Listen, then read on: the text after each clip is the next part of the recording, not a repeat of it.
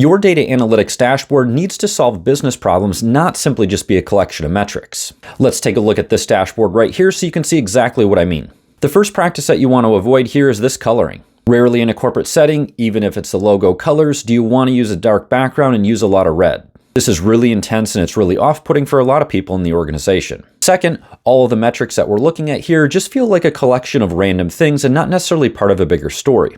At the top here, we see what appears to be some aggregated metrics about all of the TV shows and all the movies across Netflix. However, that appears to be completely disconnected from these metrics here that look like they're about a specific movie. This creates a lot of confusion for the end user that's trying to make sense of the dashboard. And this confusion continues down below where we see what appears to be an aggregation of movies by country, but we don't really know what it's telling us. Is this a number of movies that are available to watch if you live in the country? Is it the number of movies that were produced in the country?